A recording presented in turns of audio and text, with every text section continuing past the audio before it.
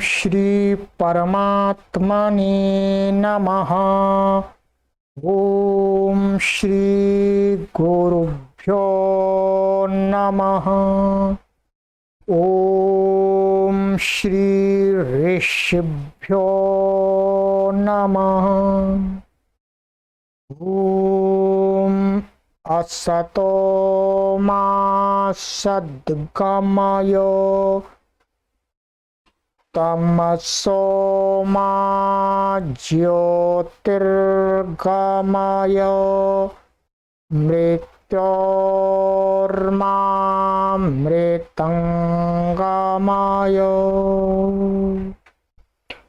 ओम शांति शांति शांति।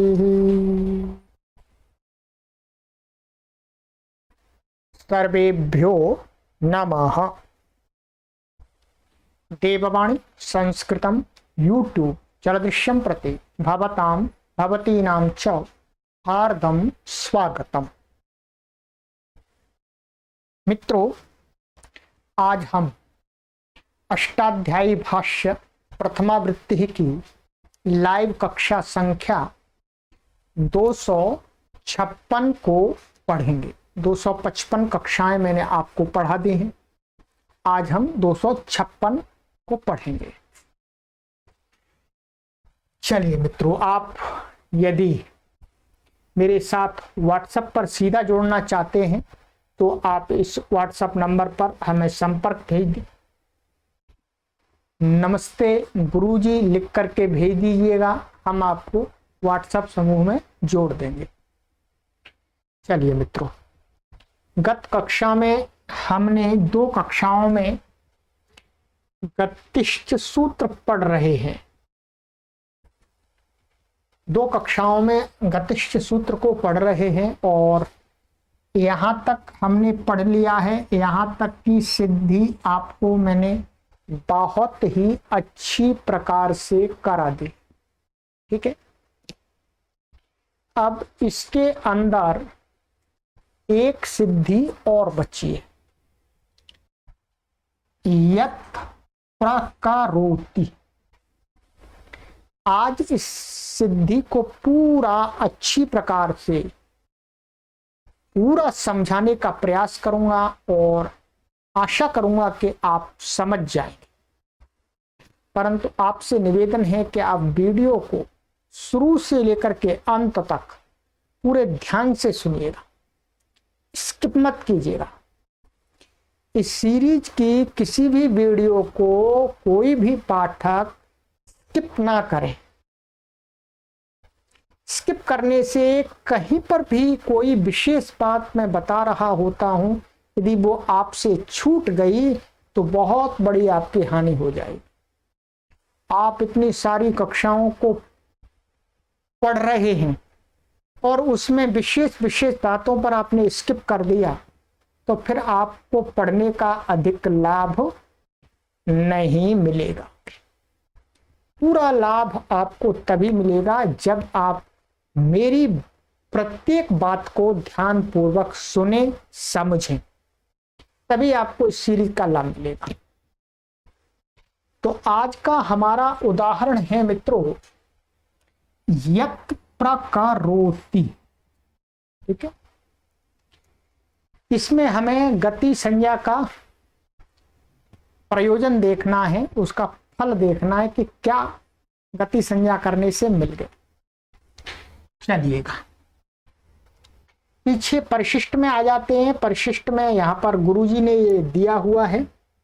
आपके पास में, जिनके पास में पुस्तकें हैं, वो पुस्तक खोल लेंगे और मेरे साथ साथ देखते जाएंगे, सुनते जाएंगे, ठीक है। ये है आपका यत् प्रकरोति, जो प्रारंभ करता है, ठीक है। ये अर्थ है, ये कहीं पूरे वाक्य में प्रयोग होता है, ठीक है। ये अपने आप में वाक्य भी नहीं है। अब देखिएगा, यहां कहते हैं कि डुक्रिय करणे, डुक्रिय करणे से क्या हुआ, 1:3:32 में इसकी सिद्धि की हुई है, 1:3:32 में इसकी सिद्धि की हुई है। वहां आप देखिएगा पूरा, हमें पूरी सिद्धि से कुछ भी लेना देना नहीं है, ठीक है। कि समान यहां पर क्या है, ये स्थिति बनती है, क्री धातु है ये, और लट लकार के प्रथम पुरुष का तिप प्रत्यय है, ठीक है। यहाँ वास्तव में सिद्धि कर ही नहीं रहे, हम तो केवल यहाँ पर इस पद को देख रहे हैं। यदि किसी को सिद्धि आपको देखनी है तो हमने सिद्धि पहले करा दी है, ठीक है।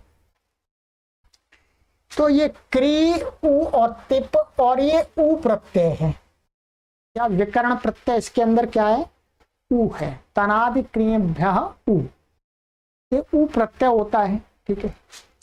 और इसका ये भी हट जाता है, ठीक है। सब कुछ होकर के क्या है, इस उ की आर्धातुक संज्ञा हो जाती है, आर्धातुक संज्ञा, और तिप की सार्धातुक संज्ञा हो जाती है। तो इस उ को मान करके क्री को गुण आदि हो जाता है, ठीक है। आर्धातुक सार्धातुक आर्धातुक का यो हो, ठीक है। और ये इस प्रकार से हो जाता है, गुण होकर के कार और उ और ति, तिप को निमित्त मान करके तिप सार्वधातुक है, तो उसी सूत्र से सार्वधातुक आर्धातुक से क्या हो जाता है, इस उ को गुण हो जाता है, उ को गुण होकर के ओ हो जाता है, उ को गुण होकर के क्या बन जाता है, ये प्र उपसर्ग इसमें जुड़ जाता है यहाँ पर, तो प्र कर ओ ति प्रकरोति, ये बन जाता है। बस मोटा मोटा सिद्धि हमें देखनी है, ठीक है। हमें सिद्धि के सूत्रों को नहीं देखना, ठीक है। या स्वर घटाना है मुख्य रूप से हमको गतिश संज्ञा करने से। अब ये प्रकृति बन गया, प्रपूर्वक क्री धातु का ये रूप है लट लकार का प्रथम पुरुष का।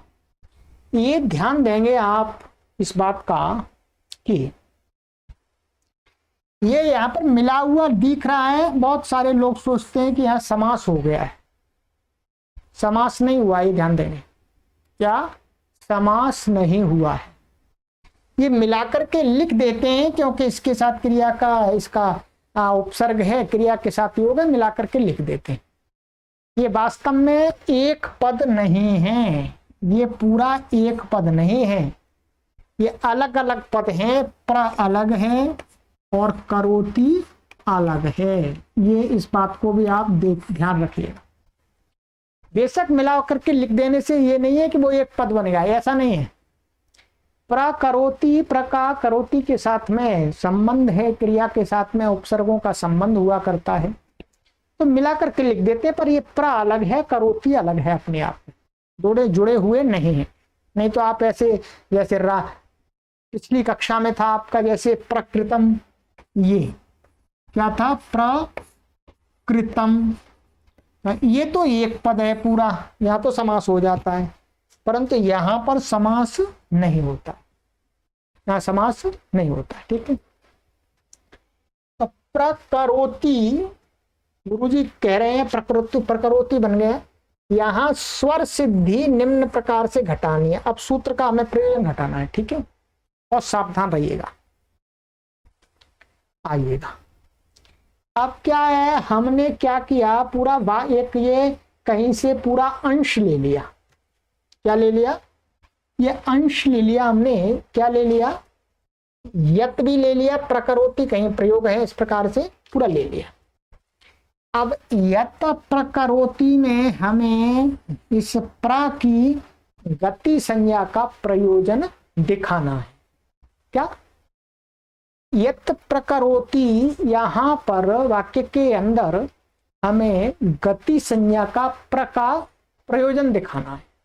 अब देखिए, अब यहां पर स्वर की जो प्राप्ति होती है वो क्या होता है, यहां तिंग तिंगाहा, पहले भी ये पढ़ लिया है आपने, फिर मैं बताऊंगा आपको। तिंग तिंग तिंगाहा, ये कहता है कि अतिंग से उत्तर, अतिंग माने जो जैसे तिप प्रत्यांत शब्द, तिप प्रत्यांत जो रूप होते हैं उनको छोड़कर के सुबंत हो गए।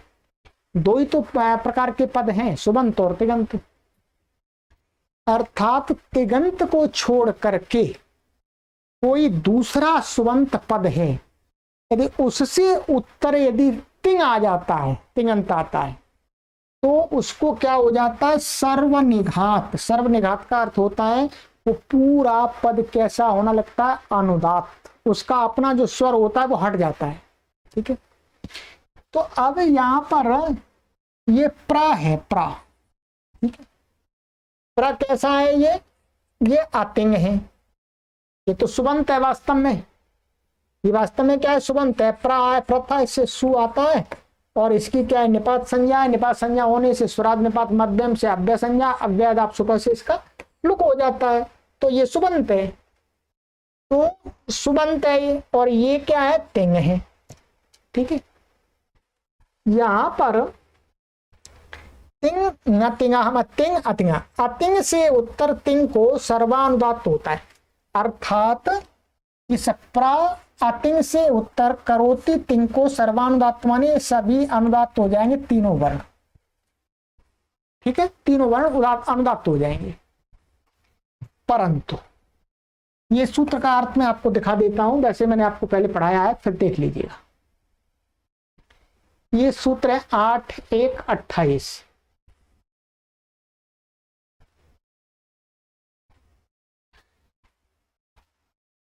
अर्थः अतिगंतात् पदात् उत्तरम तिगंतम पदम अनुदात्तम भवति। क्या अतिगंत, तिंग भिन्न पद से उत्तर, तिंग भिन्न पद क्या होता है, सुबंत होता है। तो सुबंत से उत्तर तिगंत को, जो तिगंत पद होता है उसको अनुदात हो जाता है, पूरा अनुदात हो जाता है। जैसे आप देखेंगे यहां पर, ये यहां पर देख लीजिएगा, देवदत्ता पचती, यहां पर भी ऐसा ही है ये। ठीक है, छूट गया है। तो देवदत्त अतिंग है, अतिंग, और इससे उत्तर ये तिगंत है, इसको सर्वानुदात हो गया। आप देखिएगा, अब हमने क्या किया, ये तो इससे क्या हुआ, इस प्र से उत्तर इसको सर्वानुदात प्राप्त हुआ। अभी प्राप्त हुआ है, अभी हुआ नहीं है, क्योंकि इसका भी अपवाद है। इसका एक अपवाद सूत्र है, निपातैर यद्यदि हंत कुबिन निच्चण कच्चित इत्यादि सूत्र है। इस सूत्र को देख लेते हैं, ये क्या कहता है, ये एकदम इसके नीचे ही है, ये 28वां सूत्र है। और अच्छा, इसके ना ये है 30वां सूत्र है, एक सूत्र का गैप है बीच में। ये क्या कहता है, देखिएगा, निपातैर यद्यदि हंत कुबिन निच्चण कच्चिद्यत्र युक्तम। ठीक है, यहां अर्थ देखते हैं, यत यदि हंत कुवित नेत चेत चण कच्चित यत्र इत्येतैर निपातैर युक्तम तिगंतम न अनुदात्तम भवति। अब कहते हैं कि भाई यदि जो तिंग तिंगा है, यदि तिंग तिंगा सूत्र जहां लग रहा है और वो यदि इनमें से किसी निपात के साथ भी संबंध रखता है वो तिंगंत, तो फिर तिंग तिंगा नहीं लगता है। अब यहां पर क्या था, यत है, ये यत निपात है, चादी गण में पड़ा हुआ है, चादयो सत्व से निपात संज्ञा है। ठीक है, इसकी निपात संज्ञा होने से देखिएगा,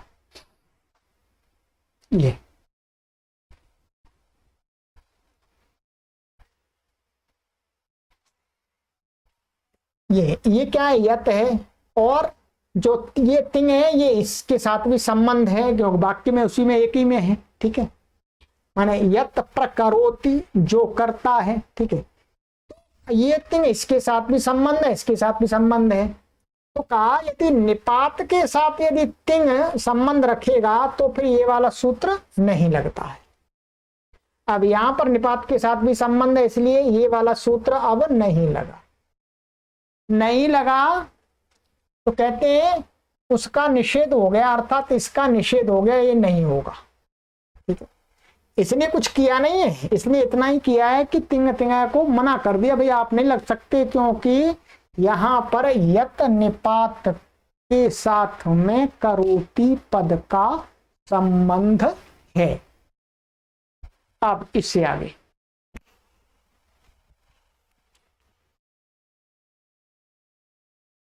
देखिएगा, इससे आगे अब कहते हैं तब। तब क्या होगा, अब इसका स्वर लगाना है। स्वर लगाना है तो क्या है, ये है करोति। अब करोति का स्वर लगाएंगे, को करोति में कुछ लगेगा, करोति का लगेगा, प्र का अपना अलग स्वर लगेगा, यत का अपना अलग स्वर लगेगा, ठीक है, यत का अलग लगेगा और प्र का अपना अलग लगेगा और करोति का अपना अलग लगेगा, ठीक है। तब क्या हुआ, करोति जो कि प्रत्यय स्वर से मध्य उदात्त है, ध्यान दीजिएगा, ये करोति का स्वर क्या है, करोति की स्थिति हमने अभी देखा था, तो करोति की स्थिति क्या है, क्री थी और ऊ था और ये तिप है, ऐसी स्थिति है, ठीक है, मोटी मोटी। क्री, क्री धातु है, धातु होने से क्या हो जाता, धातो हो, धातु का क्या होता, अंतोदात्त। मैं अभी सूत्र दिखा दूंगा, पहले लगा देता हूं, धातु का अंतोदात्त हो गया। फिर उसके बाद में तिप आ गया, फिर तिप आता है, तिप आ गया, तिप कैसा है, आद प्रत्यय परश्च आदुदात्तश्च परंतु अनुदात्त सुप्पित, ये अनुदात्त है, ये सुप्पित है, तो इसलिए अनुदात्त हो गया, तो धातु का स्वर रहा। फिर ऊ प्रत्यय आ गया है, ठीक है, ऊ का स्वर क्या हो, तो प्रत्यय परश्च आदुदात्तश्च, ये आदुदात्त हो जाएगा। तो परंतु एक शब्द में एक ही उदात्त रहता, ये भी उदात्त होने लगा, ये भी होने लगा, तो कौन सा उदात्त हो, तो नियम बना दिया कि जो बाद में आता है वो उदात्त रहता है, पहले वाला उदात्त हट जाता है तो ये वाला बना रहेगा, ये हट जाएगा, ठीक है, मोटा मोटा बता रहा हूं। और ऊ उदात्त हो जाएगा, ऊ को क्या हो जाएगा, ओ हो जाएगा, तो ये उदात्त है, मध्य उदात्त है। करोति पद कैसा है, ओ उदात्त है इसका, और ये अनुदात्त है और ये स्वरित है, ऐसा है वास्तव में। अब मैं आपको दिखा देता हूं, देखो, धातु सूत्र दिखाता हूं, अनुदात्त सुप्पितो दिखाता हूं और आदुदात्त दिखाता हूं, ठीक है, और सती शिष्ट स्वरो बलियान, यही मैंने आपको 4 सूत्र बोले हैं, इनको देख लीजिएगा। देखिए, धातो, ये मैंने पिछली कक्षा में बताया था, धातो अंत उदात्त होती, धातु का अंतिम वर्ण उदात्त होता है। फिर उसके बाद में प्रत्यय आया, प्रत्यय क्या होता है, आदुदात्तश्च, परंतु यदि वो प्रत्यय सुप है या पित है तो अनुदात्त हो जाए, तिप कैसा है, पित है तो ये अनुदात्त हो गया। परंतु फिर ऊ प्रत्यय आया, ऊ प्रत्यय आया तो ऊ प्रत्यय का क्या स्वर हुआ, आदुदात्तश्च, वो उदात्त हो जाएगा, तो क्री का ऊ और ऊ का ऊ, क्री का आ गुण हो जाएगा, री मानिएगा, र की री, और फिर ऊ को भी उदात्त, 2 उदात्त हो गए, 2 उदात्त रह नहीं सकते एक शब्द में, एक ही उदात्त होता है, तो उसके लिए व्यवस्था बना दी। कौन सी व्यवस्था बनाई, यहां पर हमने एक सूत्र हमने पहले भी आपको पढ़ाया था, यहाँ जब स्वर प्रकरण में, कि ये परिभाषा है, सती शिष्ट स्वरो बलियान, बाद में आने वाला जो स्वर होता है वो बलवान होता है, तो क्री का पहले लगा था और उसके बाद में ऊ का स्वर लगाया तो ऊ का स्वर बलवान हो गया, तो ऊ का स्वर उदात्त रहेगा, क्री का और जो उदात्त है वो हट जाएगा, ठीक है, हट जाएगा। चलिएगा, इतना हो गया आपका, आ जाइए, अब देखिएगा क्या लिखा हुआ है, तिप तो अनुदात्त सुप्पित से अनुदात्त ही था, तो क्या होगा, ये होगा। तो अब क्या है, करोति का अपना स्वर क्या हो गया, ये मध्य उदात्त हो गया, ठीक है, अभी लगा है ऐसा, ठीक है। अब हमें यहां पर क्या करना है, मध्य उदात्त हो जाएगा, अब आगे चलेंगे। अब यहां पर क्या करना है, प्र, ये प्र है, यहां पर प्र तो है ही साथ में, प्र की क्या है, गति संज्ञा है, इसी सूत्र से गतिश्च से, जिसको हम पढ़ रहे हैं, गतिश्च से क्या है, प्र की गति संज्ञा। अब गति संज्ञा को लेकर के कार्य कर रहे हैं, प्र की है गति संज्ञा, तो गतिश्च से अब प्र की गति संज्ञा है, प्र का स्वर क्या रहेगा, अब यहां प्र को लगाएंगे तो उपसर्गश्चाभिवर्जम, माने अभी उपसर्ग, माने उपसर्ग संज्ञा भी है, इसकी गति संज्ञा भी है, उपसर्ग संज्ञा भी है, ठीक है।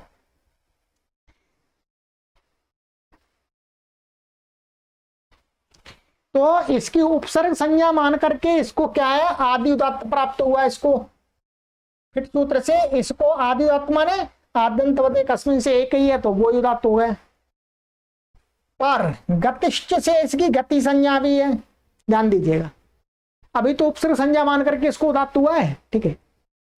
अब इसकी गति संज्ञा भी हो जाने से क्या हुआ, ये जो फिट सूत्र है, क्या है, ये जो फिट सूत्र है उपसर्गश्चाभिवर्जन, इस सूत्र को बाध करके, रोक करके, इसको रोक करके अष्टाध्यायी में एक सूत्र है, तिङि चोदात्तवती नित्यम, ऐसा है, ठीक है, ध्यान दीजिएगा, क्या है, तिङि चोदात्तवती नित्यम। ये क्या कहता है, इसका अर्थ मैं आपको पहले पढ़ाता हूं, तब यहां पर देखेंगे, ठीक है, आइएगा। ये उपसर्गश्चाभिवर्जम माने अभी को छोड़ करके जो उपसर्ग होते हैं वो आदि उदात्त होते हैं, ये मैंने पिछली कक्षा में पढ़ाया था आपको। ये सूत्र है 8.1.71, ठीक है, तिङि चोदात्तवती, ऐसा है यहां पर, ठीक है, तिङि चोदात्तवती। ये क्या कहता है, उदात्तवती तिङन्ते च परतः गति अनुदात्तो भवति।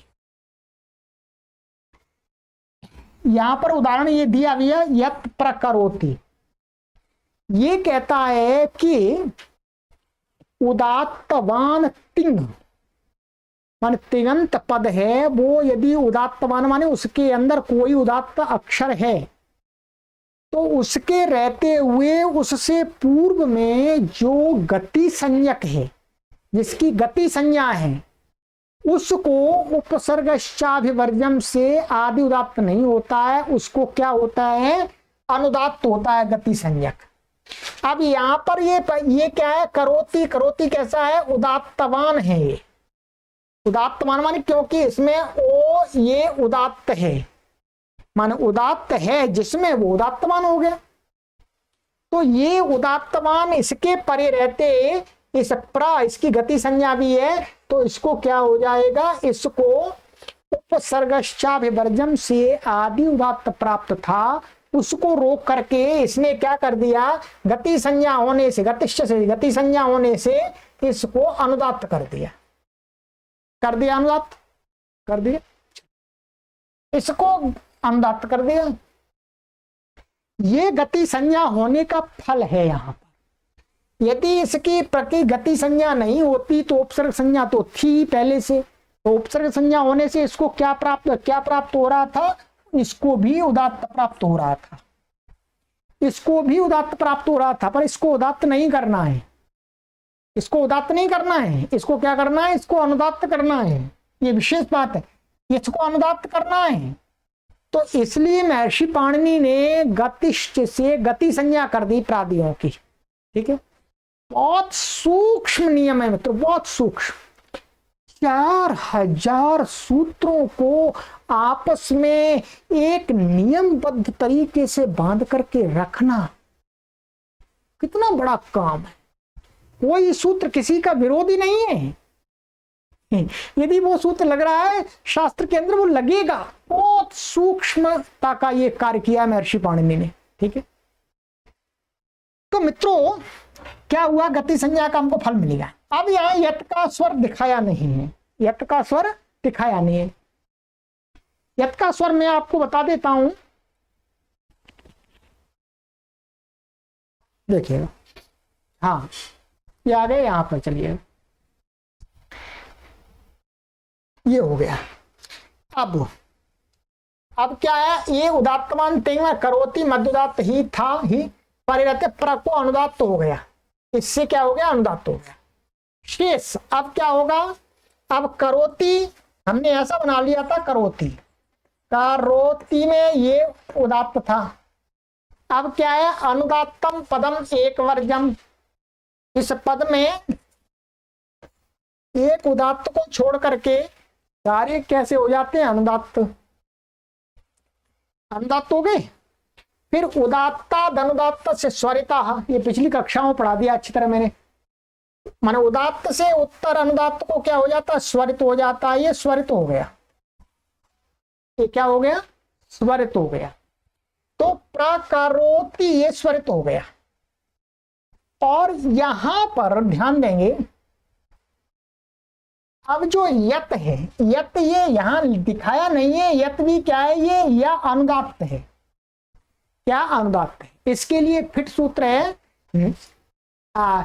नहीं ये अनुदात्त नहीं है, ये उदात्त है।